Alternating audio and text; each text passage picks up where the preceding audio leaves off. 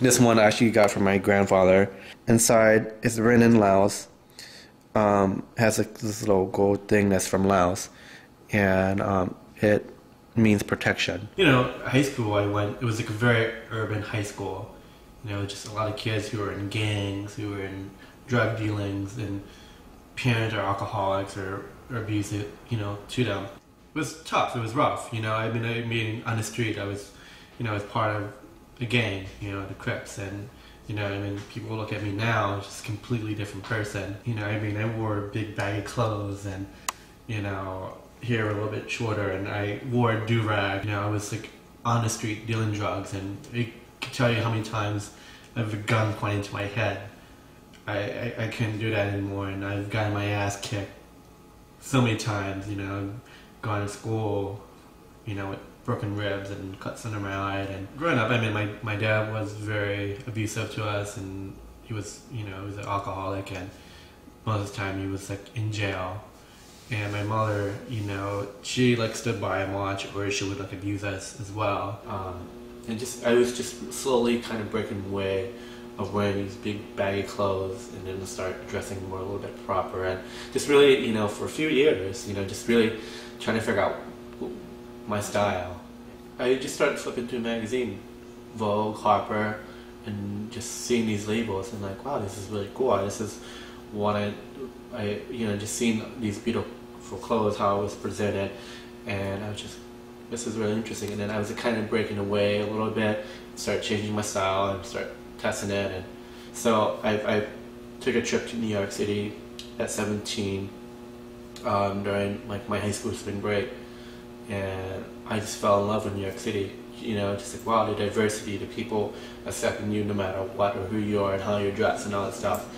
This sweater, yes, this sweater is a vintage find. I found it when I was in Ohio a couple years ago, and I have like for $5. I'm like, this is actually from a friend. I've stolen from a friend. I told her, like, oh, can I just wear this? And I haven't given it back yet.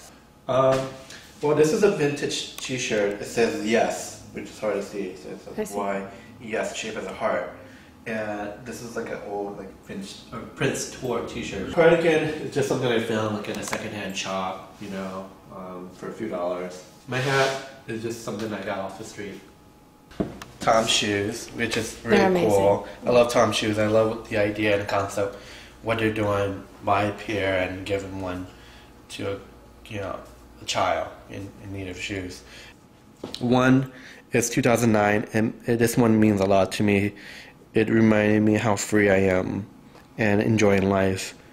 So this one has a lot of meaning to me because I've done a lot in that year. And this is a classic Dove. I wanted something very classic but very elegant and very chic, and you know, I got that.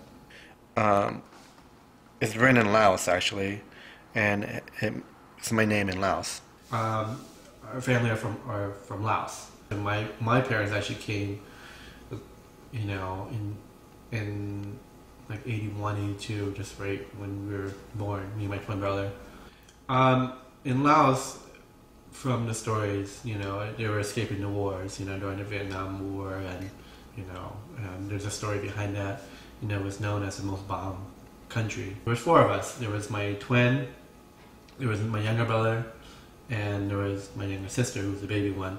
And I mean, all of us, we were all, you know, in gangs. You know, we were all on the street. We all dealt drugs.